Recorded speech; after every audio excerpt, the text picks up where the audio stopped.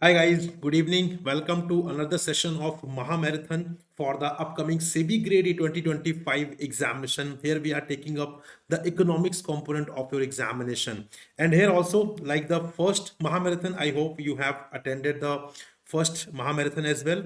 जहाँ पर we have discussed 40 questions. So in this session also we are going to discuss 40 another set of questions which are very important for the upcoming examination. Good evening Tripti, good evening everyone guys. So you know the rules, what you have to do, you have to participate in the session. जो participation रखेगा guys उसी के लिए session fruitful रहने वाला है, otherwise there is no meaning of simply listen the MCQs, right? So if you participate, you will gain confidence, you will enhance your knowledge. You have to commit the mistakes ताकि जितनी ज़्यादा mistakes you will be committing here, उतनी ही कम mistakes आप यहाँ पर actual exam में करेंगे. So let's start without wasting time here. So first of all, first we discuss the achievers question. So question is, identify the correct statements about factors causing shifts in the demand curve. So statements are: an increase in the price of a substitute good can shift the demand curve for commodity to the right. A fall in the price of a complementary good can lead to a rightward shift in the demand curve. A change in the number of buyers in the market can cause a shift in the demand curve. Options are first and second only, second and third only, first and third only, first, second, and third only, or all of the above. So this was the question that I have given you as a homework for the last session. So right answer is option number D, that is first, second, and third. All the statements are correct. And those who have given the right answer, that is Tripti Gupta. ठीक है, यहाँ पे अथर्व सोनी ने answer right नहीं दिया है, but ठीक है, he has attempted. So first of all मैं हमेशा ही अप्रिशिएट करता हूँ उन एस्पिरेंट्स को जो यहाँ पर पार्टिसिपेट करते हैं.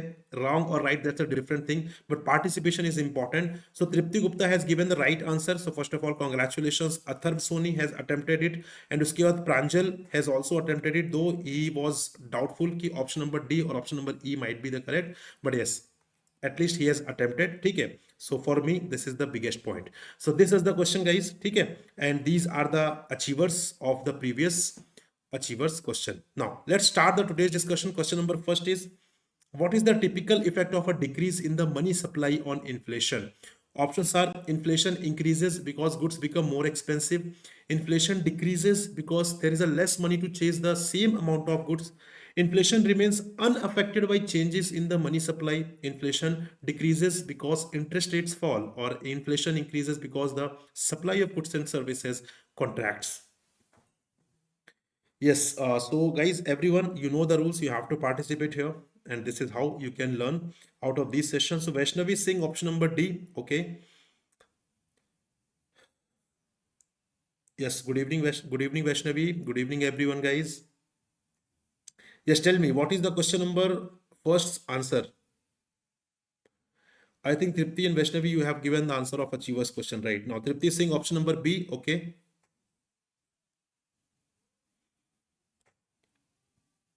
So right answer is option number B, that is inflation decreases because there is a less money to chase the same amount of good. If money supply is less in the economy, then what would happen? Interest rates will go up in the economy, right? और जब interest rates ऊपर जाएंगे, then people will not demand. Basically, demand will go down because ultimately people will procrastinate their demand because now interest rates are up. So in that case, what will happen? If demand is going down, then obviously what the inflation will reduce over the period of time, and hence option number B is correct. Tripti and Vaishnavi, you both have given the right answer. Question number second, what is hyperinflation? So options are: a period of slow and steady increase in the general price level of goods and services, a period of deflation where the general price level of goods and services decreases, a period of very high and typically accelerating inflation, a period of moderate inflation accompanied by high economic growth, a period of high unemployment and low inflation.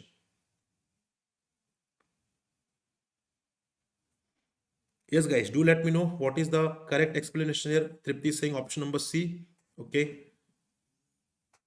Yes, friends, what about others? What is the right answer here?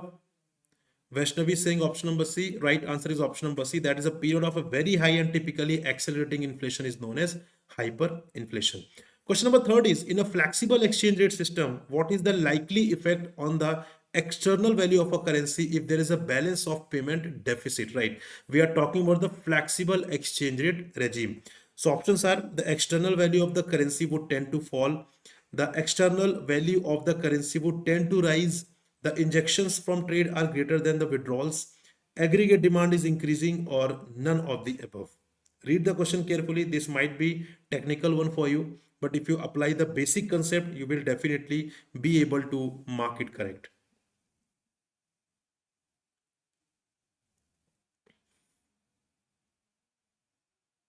Yes, friends, do let me know.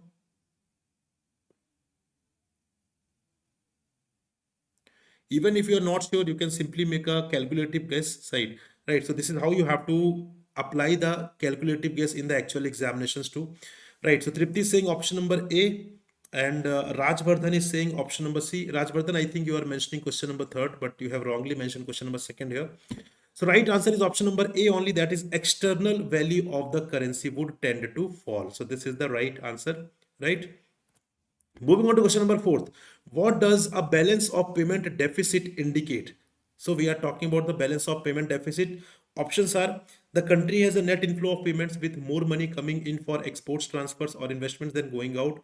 The balance of payments is exactly zero, indicating that inflows and outflows are perfectly balanced. The country has a net outflow of payments with more money going out for imports, transfers, or investments than coming in. The country is experiencing a trade surplus with exports exceeding imports, or the government is reducing its foreign debt to improve its financial position. Now, Tripti is saying option number C. Okay. Guys, we are talking about the deficit, right? BOP deficit. So don't be confused. हम बात कर रहे हैं यहाँ पर BOP deficit की. Yes. Vaishnavi is saying C. Tripti is saying C. Friends, what about others? So right answer is option number C only. That is, the country has a net outflow of payment with more money going out for imports, transfers, or investments than coming in. तो ज़्यादा foreign exchange country से बाहर जा रहा है. In that case, what will happen? That will be the position of balance of payment deficit, right? Even Rajvardhan has given the right answer. Question number fifth. What conditions lead to deficit, balance of trade, or trade deficit? So options are: when a country's export of goods exceed its import of goods, when a country's import of goods are equal to its export of goods, when a country's import of goods exceed its export of goods, when a country's total financial transactions with the rest of the world are balanced, or when a country's exports of services exceed its import of services. So we are talking about the trade deficit or balance of trade deficit.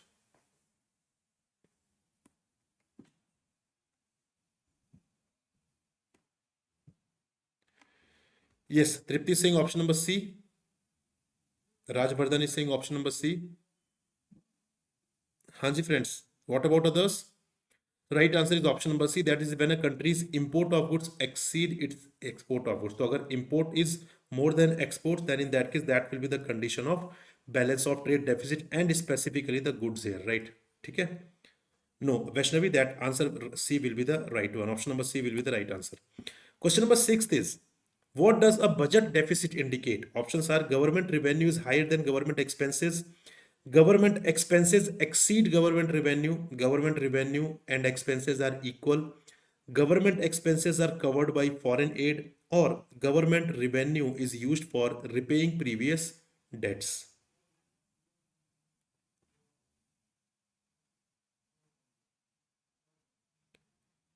Yes, Tripti is saying option number B. Okay. We are talking about the budget deficit.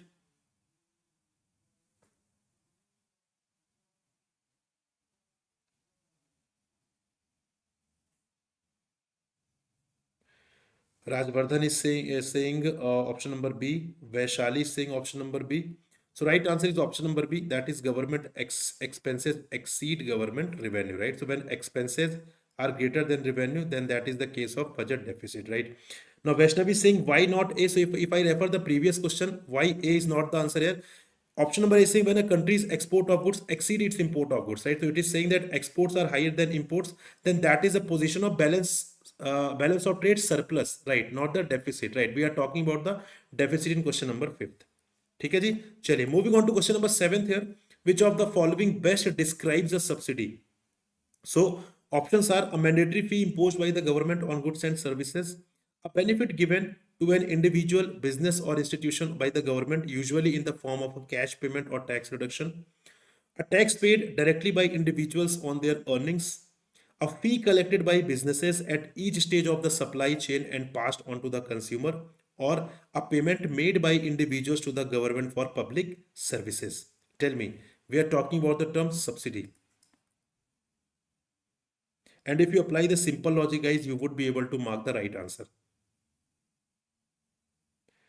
So, Lakshman, uh, Tripti, Rajvardhan, Vaishnavi, Vaishali, all are saying option number B. Yes, option number B is correct one. That is a benefit given to an individual, business, or institution by the government, usually in the form of cash payment or tax reduction.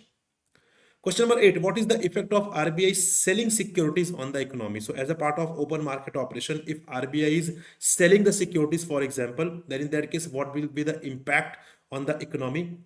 So it increases the money supply, leading to more demand and higher prices. It decreases the money supply, leading to less demand and potentially lowering prices. It stabilizes the money supply without affecting demand or prices. It only affects interest rates without altering the overall money supply, but it increases the demand for money, leading to higher economic growth. So Tripti is saying option number B. Okay.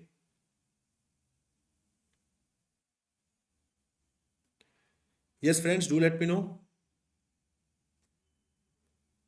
Vaishnavi Singh, option number B. Vaishali, Tripti, Rajvardhan, Lakshman, everyone is saying option number B. Yes, option number B is the correct one. That is, it decreases the money supply. Why? Because ultimately, if RBI is selling the securities, then in that case, in return, RBI would be absorbing the liquidity, right? So if liquidity would be absorbed, then that will lead to the decrease in money supply, leading to less demand and potentially lower prices. Got it? Question number 9 is, what does depreciation of a domestic currency like the rupee in terms of a foreign currency like the dollar imply? Options are: the value of the domestic currency has increased relative to the foreign currency. The exchange rate has decreased, making the domestic currency more valuable in terms of the foreign currency. The price of the foreign currency in terms of the domestic currency has increased. The value of the foreign currency has fallen, making it cheaper to buy with the domestic currency. The exchange rate remains unchanged and there is no impact on the value of the domestic currency relative to the foreign currency.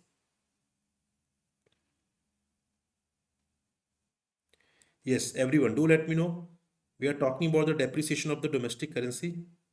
So Tripti is saying option number C. Okay. Lakshman is saying option number C. Vaishali is saying option number C. Rajvardhan is saying option number C. Option number C is the right one. That is, the price of the foreign currency in terms of domestic currency has increased, right? So, for example, $1 is equals to rupees 80, right? Later on, if it becomes $1 is equals to rupees 90. So, this is the case of depreciation, because now in order to have 1 unit of dollar, we need to spend rupees 90, and this is the depreciation. That is, the price of the foreign currency has increased in terms of the domestic currency. Question number 10th. What does appreciation means in a flexible exchange rate regime? Options are: the price of the domestic currency decreases in terms of foreign currency. The price of the domestic currency remains fixed in terms of foreign currency. The domestic currency is devalued by the central bank to boost exports. The foreign currency becomes more expensive, requiring more domestic currency to purchase 1 unit of it. The price of the domestic currency increases in terms of foreign currency, meaning fewer units of domestic currency are needed to buy 1 unit of foreign currency. So tell me, what can be the correct explanation of the term appreciation? Tripti saying option number E.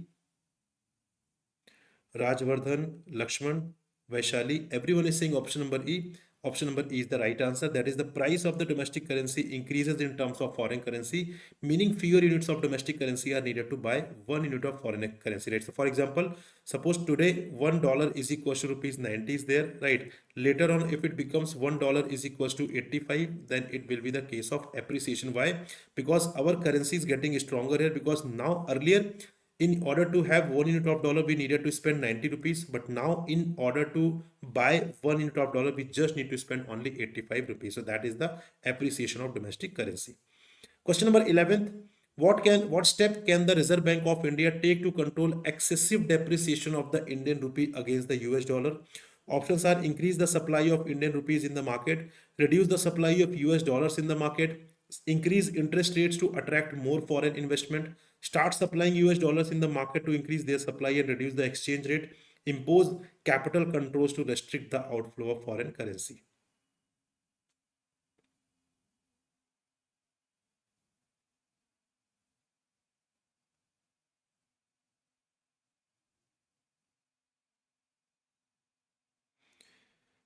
Yes, friends, tell me. So Tripti is saying option number D.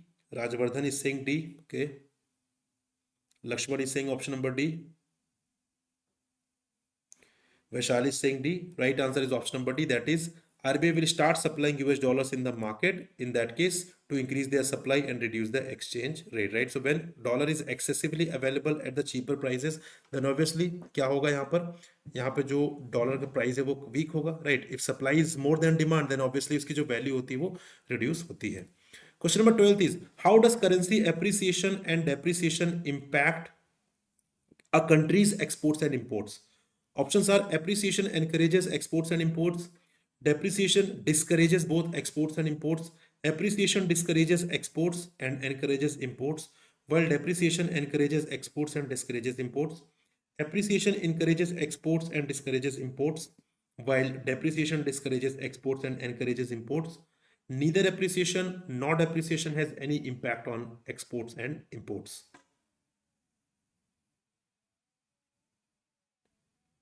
Yes, guys, let me know.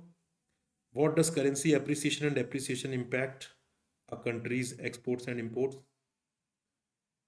Yes, so Tripti is saying option number C. Rajvardhan is saying C. Lakshman is saying option number C. Yes, guys, do let me know. What about others? What do you feel? Vaishali is saying option number C. Option number C is the right one. That is, appreciation discourages exports and encourages imports, while depreciation encourages exports and discourages imports. Right?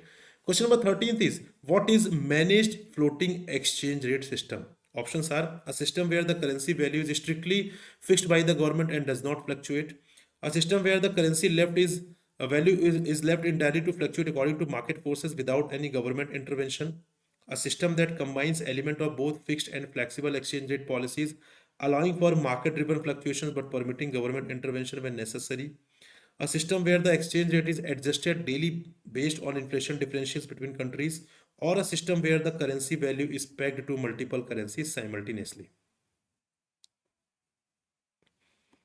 Yes. So Tripti is saying option number C, Rajvardhan is saying option number C, Lakshman is saying option number C. Guys, what about others?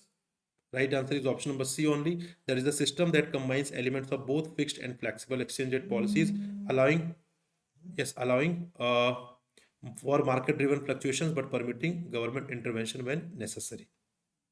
ठीक है जी, चलिए, moving on to question number 14th here. Question number 14th is saying, what does the nominal exchange rate represent? Options are: the amount of foreign currency needed to purchase a unit of domestic currency, the number of units of domestic currency needed to purchase a unit of given foreign currency, the average value of a basket of currencies in terms of domestic currency, the inflation adjusted rate at which one currency can be exchanged for another, or the amount of domestic currency needed to purchase a unit of gold.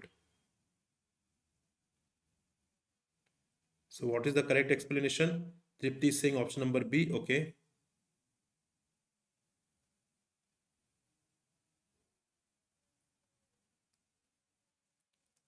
Yes, guys, let me know what is the right answer here.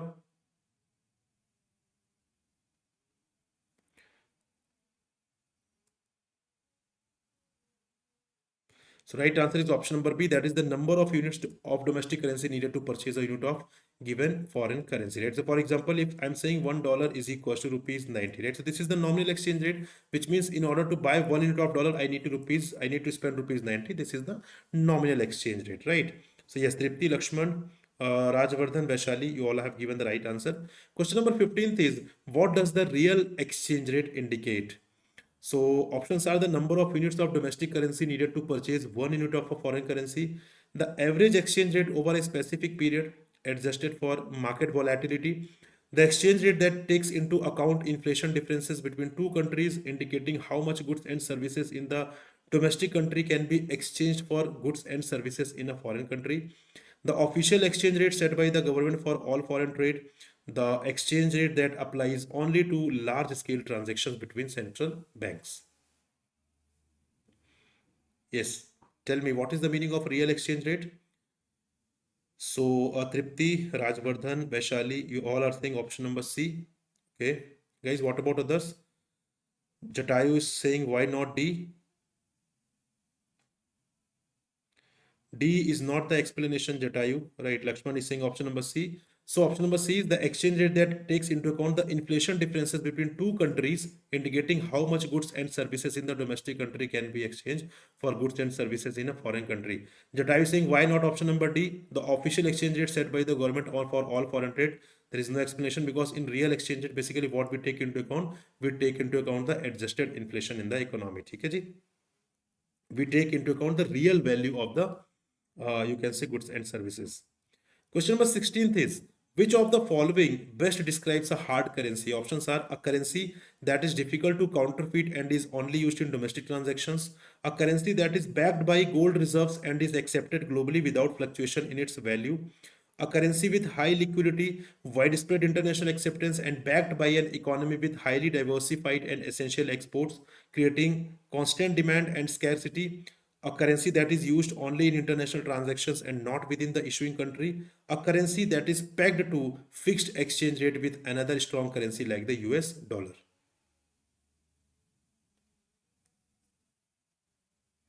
Yes, guys, tell me question number 16th. What can be the correct explanation here, everyone?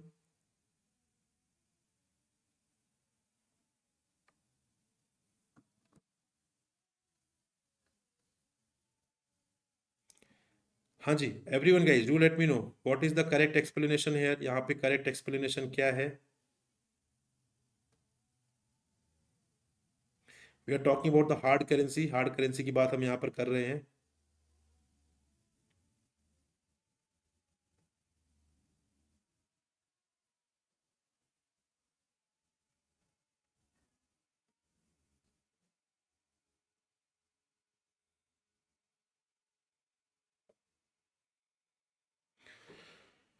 Yes, so Vaishali is saying C, Tripti is saying A, Lakshman is saying option number C. Option number C is the right answer. That is a currency with high liquidity, widespread international acceptance, and backed by an economy with highly diversified and essential exports, creating constant demand and scarcity. That is the correct explanation of question number 16, right?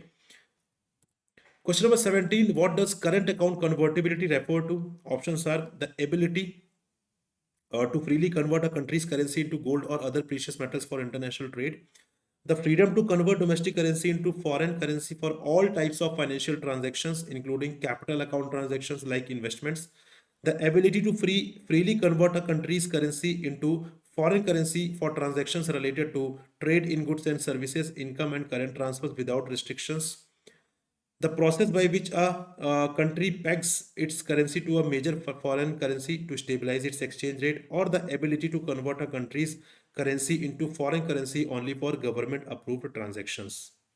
Guys, I am having a big surprise for you that I will disclose at the end of the session. So be with me because that is the biggest surprise that I wanted to reveal in 2025, right? Yes, Tripti is saying option number C. Lakshman is saying option number C. Anji guys, what about others? Vaishali is saying option number C. So right answer is option number C. That is the ability to freely convert a country's currency into foreign currency for transactions related to trade in goods and services, income and current transfer without restrictions. So for the purpose of current account transactions, basically how easily a currency can be converted into another currency, that is the current account convertibility. Question number 18th is, what does the term exchange rate refer to? Options are the interest rate charged by a bank for loans in a foreign currency, the value of one nation's currency compared to the currency of another nation or economic zone, then the amount of foreign currency a government holds in its reserves, the difference between the export and import value of a country, the tax rate imposed on foreign goods and services.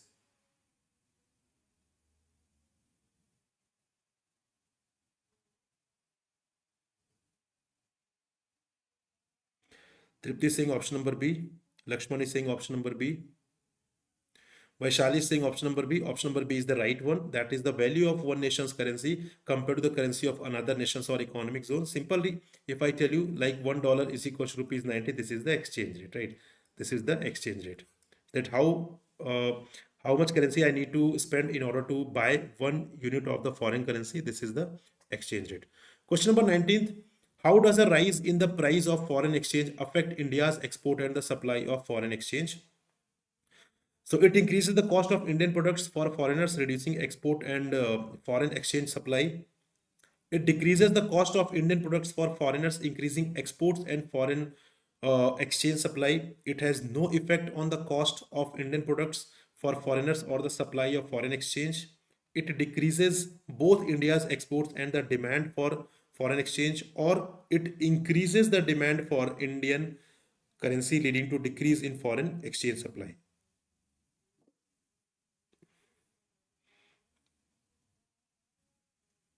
Jatayu is saying B. Please mention the question number. Otherwise, it would be difficult for me to identify.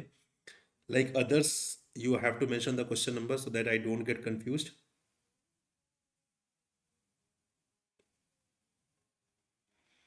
Yes, guys. Lakshman is saying option number A. Jatayu is saying option number B. Tripti is saying option number B. Okay. Yes, guys. Tell me what is the right answer here. So right answer is option number B only. That is, it decreases the cost of Indian products for foreigners, increasing exports and foreign exchange supply. So Tripti, Jatayu, Vaishali, you all have given the right answer. Question number 20th, what is fixed exchange rate? So options are an exchange rate that fluctuates based on supply and demand in the foreign exchange market. An exchange rate that is determined by international agreements between countries. An exchange rate that is established at a specific level and maintained through government actions, typically by central bank. An exchange rate that changes daily according to the inflation rate of the home country. An exchange rate that is determined by the economic performance of a country. Yes, we are discussing about the fixed exchange rate. So what is the correct explanation, friends? Tripti is saying option number C. Lakshman is saying option number C.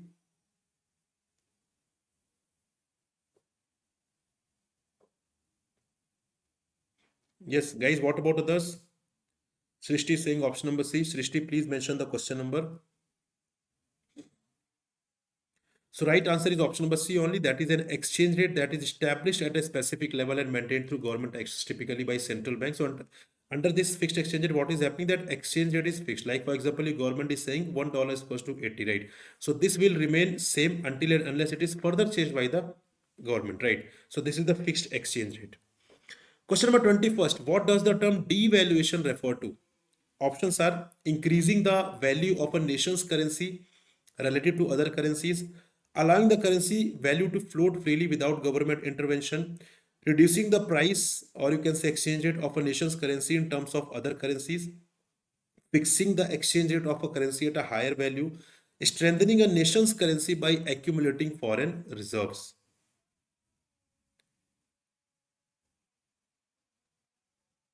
Yes, Tripti is saying C. Lakshman is saying option number C. Rajvardhan is saying C. Vaishali is saying the same. Yes, guys, what about others? Srishti is saying option number C. Yes, option number C is the right one. That is reducing the price of a nation's currency in terms of other currencies. That is the devaluation. So what is the difference between devaluation and depreciation? So depreciation occurs because of the market forces of demand and supply. Devaluation is a deliberate step of the government. यहाँ पे for the purpose of increasing exports from the country, right? This is the basic difference here. Jatayu is also saying option number C. So you all have given the right answer, guys.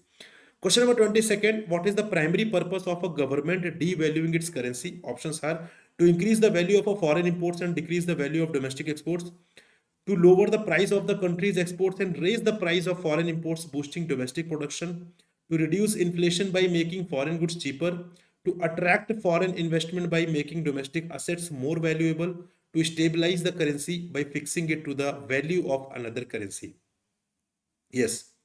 So what is the primary purpose of a government devaluing? Though in the previous question I have given the hint of this particular question. Now you have to tell me whether you have got it or not. So Rajvardhan is saying B, Tripti is saying option number B. Okay. Jatayu is saying option number B.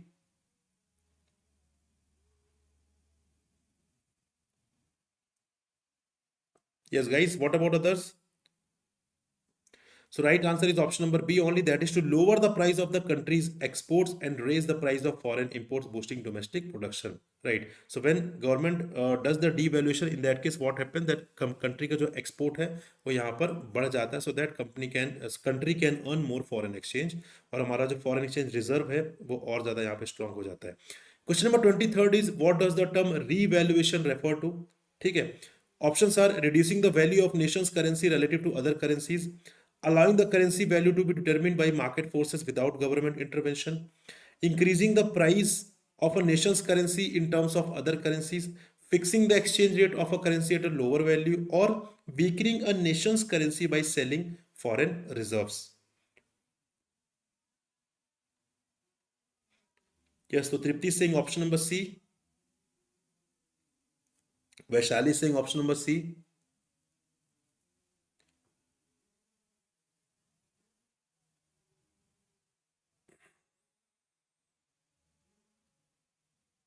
Yes, guys, what about others?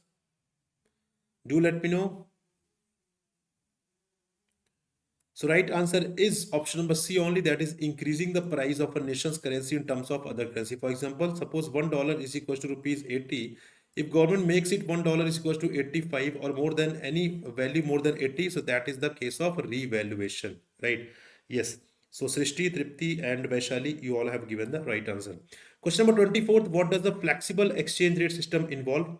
Options are active government intervention to stabilize currency value through buying or selling foreign exchange, a fixed exchange rate where the currency value is pegged to another currency or basket of currencies, a hands-off policy where the exchange rate is determined solely by market forces without government intervention, a system where the central bank sets a specific target rate for the currency and adjusts monetary policy to maintain it, an exchange rate policy that involves setting an upper and lower bound for currency value and intervening when limits are breached. So Tripti is saying option number E, the correct explanation of 24th. Okay. Jatayu is saying option number C. Yes, guys, please do let me know. What about others, guys? Why everyone is not participating in the session? Lakshman is saying option number C. So guys, right answer is, Rajvardhan is saying option number C. Right answer is option number C only. Under the flexible exchange rate regime, what is happening? That the exchange rate gets determined solely by the market forces of demand and supply without any government intervention. So under the fixed regime, what is happening? That basically exchange rate is fixed until and unless that is changed by the government. Under the flexible exchange rate regime, there is no intervention of the government and exchange rate gets determined solely by the market forces. And in the managed floating exchange rate, basically that is the mixture of the fixed and flexible exchange rate regime. Yes. So everyone has given the right answer here. Question number 25th, which of the following components is included in the current account of a nation's balance of payment? Options are foreign direct investment, exchange of goods, that is export and imports, purchase of foreign assets, government borrowing from foreign sources, or long-term loans to foreign countries. So we are talking about the current account of balance of payment, right? So read it carefully. Current account of balance of payment.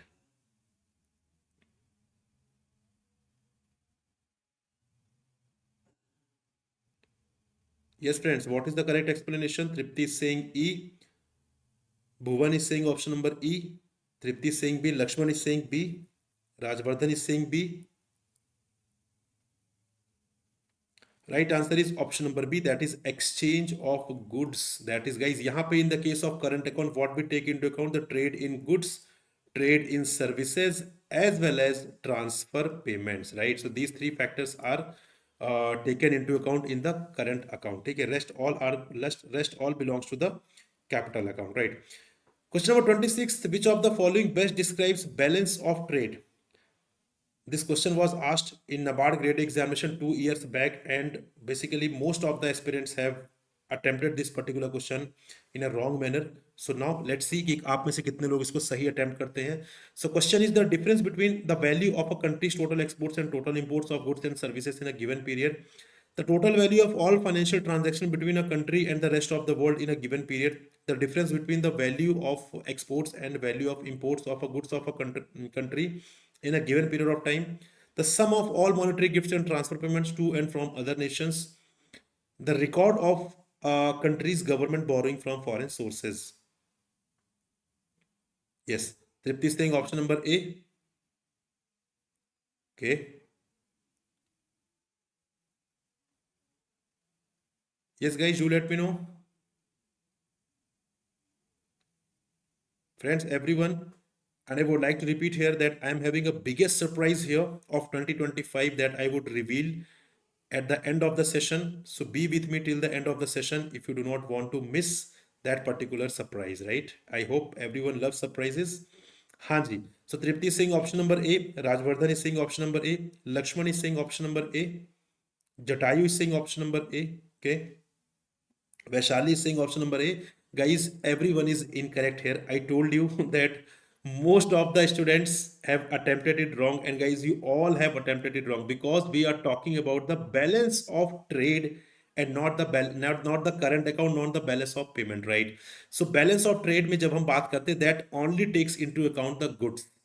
Services are not the part of balance of trade. That is why I told you that this is the question where you can commit the mistake. So the difference between the value of export and value of imports of goods only. So when we take into account the goods, that is the part of balance of trade. When we take into account the services as well as transfer payment, that is the part of invisibles. Yes, only goods are the part of balance of trade, right?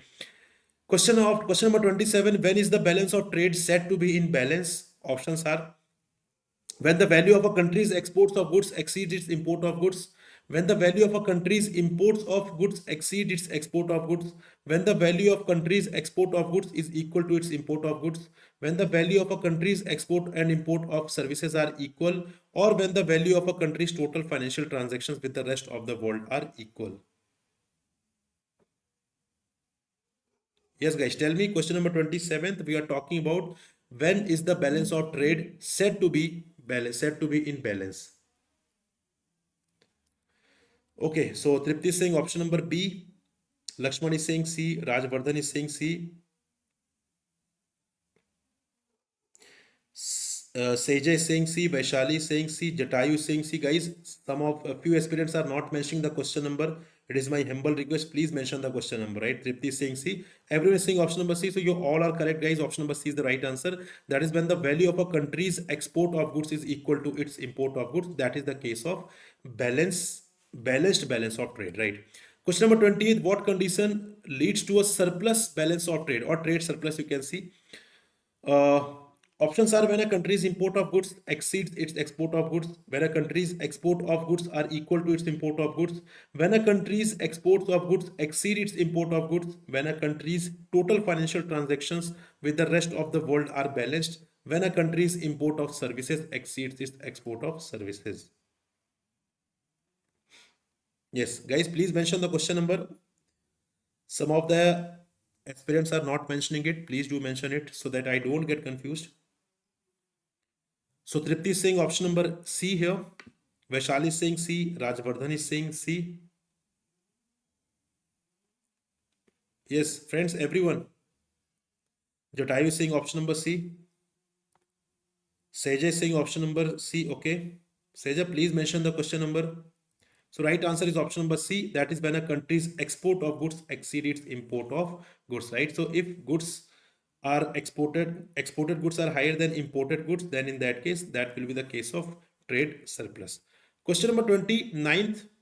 What does the term net transfers refer to in the context of international economics? Options are the difference between the value of exported and imported goods, the difference between investment income received and paid abroad, the difference between gifts or transfers received from other nations and transfers sent to other nations, the total value of foreign direct investment in a country, or the net income from international trade in services. Guys, those who would not be mentioning the question number, I will not take into consideration their participation, right? तो जो लोग यहाँ पे question number नहीं mention करेंगे उनको मैं यहाँ पर पार्टिसिपेशन में नहीं कंसीडर करूंगा. Yes, Tripti Singh, option number C. Okay. Rajvardhan is saying option number C. Sajay is saying option number C.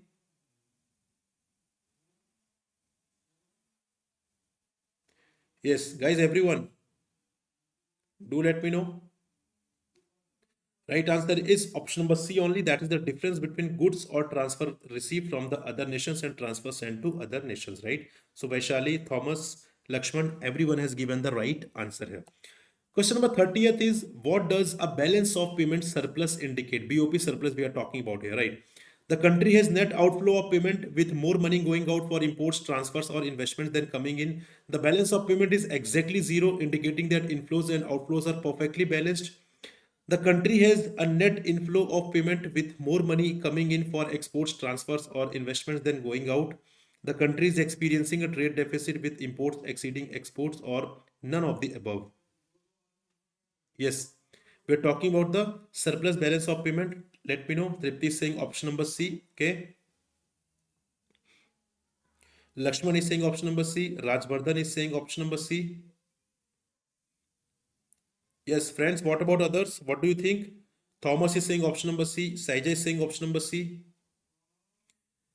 Yes, guys, tell me, everyone. So option number C is the right one. That is, the country has a net inflow of payment with more money coming in for exports, transfers, or investment than going out. So if our foreign exchange inflow is higher than the outflow, then that is the case of balance of payment surplus. Question number 31. A government budget is said to be deficit budget if which of the following condition is met? Options are: estimated government expenditure is less than expected government revenue. Expected government revenue equals estimated government expenditure. Estimated government expenditure exceeds expected government revenue. Expected government revenue exceeds estimated government expenditure, or the government does not borrow funds to cover its expenditures. So which of the following, which of the statement basically correctly explains the question here? That is deficit budget. Tell me. Tripti is saying option number C. Rajvardhan is saying C. Vaishali is saying C. Okay. Thomas is saying option number C. Mudrak is saying option number C.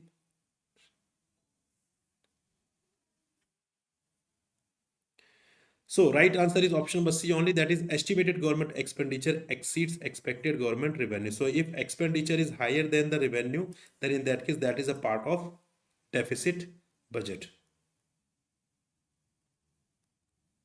Yes, Pariga is saying, sir, any update about NPS Trust Grade A and Grade B notification? I have made a video on this YouTube channel. Please go through the video. You will get to know when the notification can be released. Right. Chaliye, moving ahead, Ankul and Seja, you all are saying option number C. So everyone has given the right answer for question number 31. Guys, before proceeding, I would like to participate. I would like to repeat here that I am having the biggest surprise of 2025 that I would reveal at the end of the session. Till then, you have to be with me if you do not want to miss the surprise. Question number 32. What does a revenue deficit indicate? Options are: the government's total expenditure exceeds its total receipts. The government's capital expenditure exceeds its capital receipts. The government's revenue expenditure exceeds its revenue receipts. The government's expenditure on infrastructure exceeds its tax revenue, or the government revenue receipts exceed its revenue expenditure. Guys, this topic belongs to the fiscal policy. Yes, tell me about the revenue deficit. What is the meaning of revenue deficit? Tripti is saying option number C. Okay. Thomas is saying option number C. Okay. Lakshman is saying C. Rajvardhan is saying option number C. Yes, guys, everyone, do let me know. So till now, everyone has said option number C. Option number C is the right one. That is, government's revenue expenditure exceeds revenue receipts. So when revenue expenditure is higher than revenue receipts, that is the case of revenue deficit, right? Vaishali, Ankul, Mudragola, Harshini, everyone has given the right answer. Got it? Chaliye, moving on to question number 33. What does the term effective revenue deficit refer to? This might be challenging for you. So options are: total revenue expenditure minus total capital expenditure, revenue deficit excluding interest payments on government debt, revenue deficit excluding revenue expenditure that are grants for the creation of capital asset, total revenue receipts minus total revenue expenditure, Revenue deficit excluding subsidies. Yes, guys. Now this might be challenging for you. So let's see how many of you do give the right answer here. So Ankul is saying C, Tripti, Girisha, Lakshman. Everyone has given C till now. Yes. What about others? Yes. So Harshini is also saying option number C. Thomas saying skipped. Rajvardhan is saying C. Yes, C is the right answer. That is revenue deficit, excluding the revenue expenditure that are the grants for the creation of capital asset. Right. So if any grant has been given and if that grant is used for the purpose of creation of capital asset, then in that case that would be excluded from the revenue deficit, because whenever we talk about the revenue nature of transaction, so their assets or liabilities we do not take into account, but when we are using that money for the creation of capital asset, so that is a part of asset itself. That is why it has to be reduced in order to get the figure of effective revenue deficit.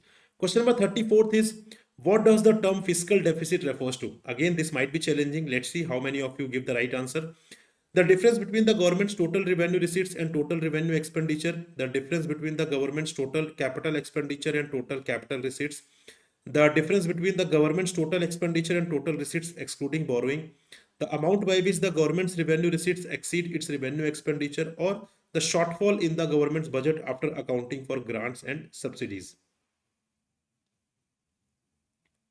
Yes. So what does the term fiscal deficit refer to?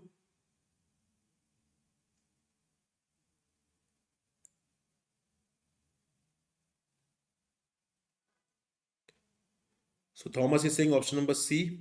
Tripti is saying option number C. Okay. Rajvardhan is saying C, but Lakshman is saying option number E. Okay. So till now, everyone has said option number C except Lakshman. Lakshman is saying option number E. Right answer is option number C only. That is the difference between the government's total expenditure and total receipts, excluding borrowing. So here we do not take into account the borrowing figure, and this is what exactly told by the fiscal deficit. Fiscal deficit tells the government that how much money government needs to borrow, and since we are excluding the borrowing, so this is the amount that we take into account as the fiscal deficit.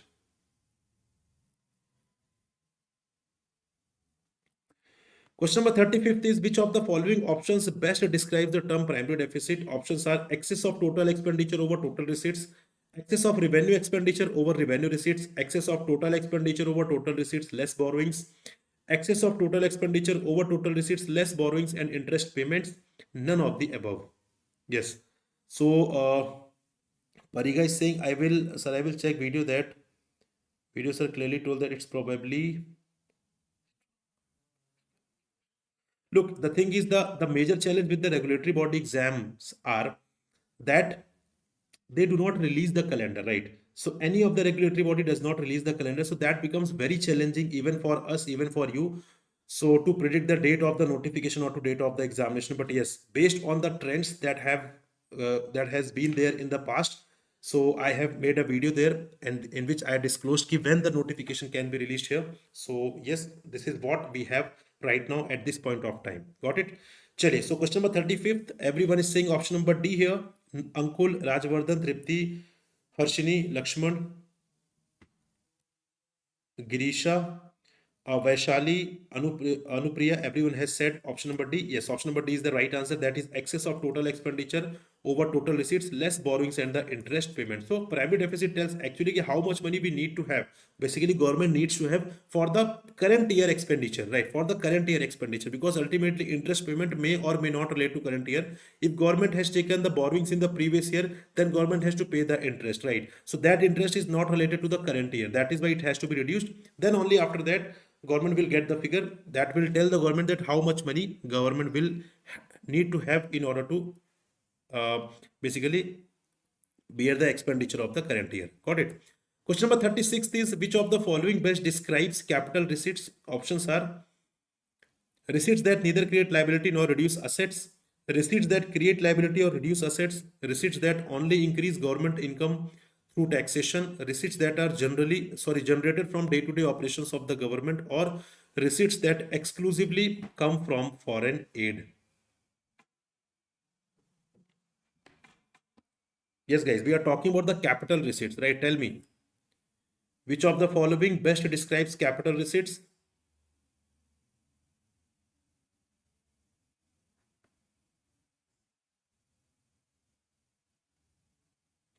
So Lakshman is saying option number C.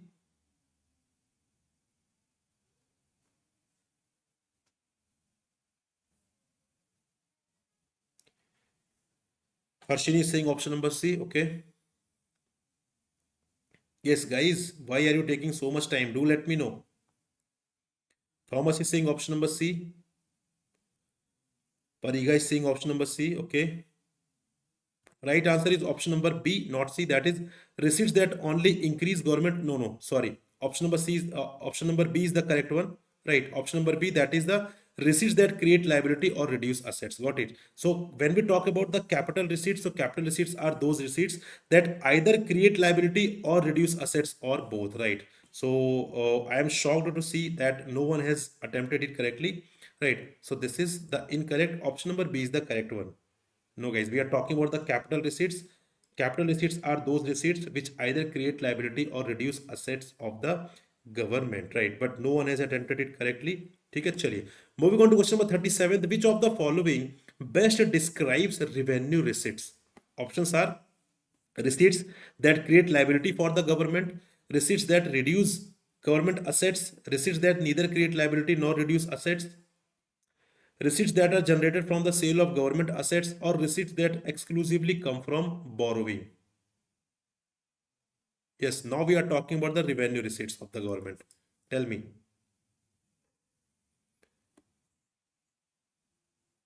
So Tripti is saying option number C for 37th. Okay.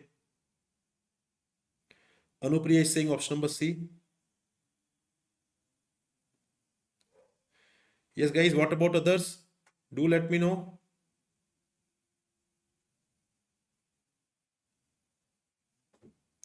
Lakshman is saying option number C. Harshini is saying option number C. Option number C is the correct one. That is receipts that neither create liability nor reduce assets, right? So revenue receipts are those receipts which neither create liability nor reduce assets. For example, if government is receiving interest, right? If government is receiving, you can say the stamp duty. Got it? If government is receiving the dividend, right? They all are the example of the revenue receipts. So Girisha, we will be having a die session once we get the notification. After that, we will start the a die session also. Don't worry. Question number 38 is which of the following is not an example of revenue receipts? इनमें से कौन सा revenue receipt का example नहीं है? Options are sale proceeds of goods, interest received, commission received, rent received, sale of long-term asset. Yes, and these kind of questions you can get in the examinations too.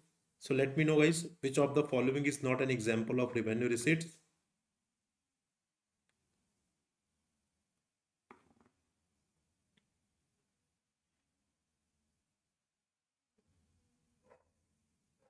So what is the right answer, guys? Everyone? Vaishali is saying E. Ankul is saying E. Okay. Ankul is saying, Tripti is saying E. Harshini is saying option number E. Great. Option number E is the right one. That is the sale of long-term asset. Lakshman is saying E because sale of long-term asset is a capital receipts because ultimately it is reducing the asset of the government. Right? I told you what are the revenue receipts. Revenue receipts are those receipts which neither create liability nor reduce the asset of the government. Got it. Question number 39 is which of the following is an example of non-tax revenue receipts? Options are income tax, corporate tax, sales tax, profits and dividends, or custom duty. We are talking about the non-tax revenue receipts of the government, which is a part of revenue receipts only, right? Yes. So let me know, guys, what do you feel? What can be the correct explanation here? What is the right answer, guys?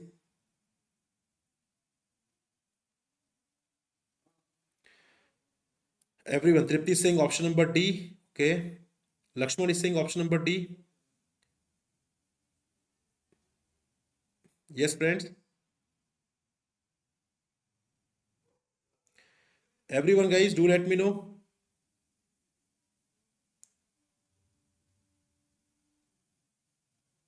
Right answer is option number D only, that is profits and dividend, right? So Vaishali is also saying option number D, yes, because all these belongs to the tax revenue receipts. Income tax, corporate tax, sales tax, custom duty, they all are the part of tax revenue receipts, and profits and dividends are the part of non-tax revenue receipts because they are not in the nature of taxes, right? So if government is having the receipts which is not in the form of taxes, that is the non-tax revenue receipts. Question number 40th is, which of the following is an example of capital receipt? Options are interest received on investment, sale proceeds of fixed assets, revenue from the sale of goods, commission received, or rent received from the property. So we are talking about the capital receipt this time. Do let me know.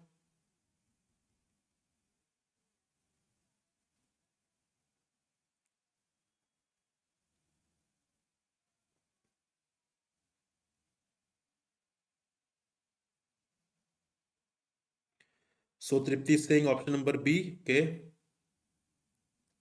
Yes, Lakshman, Vaishali, all are saying option number B.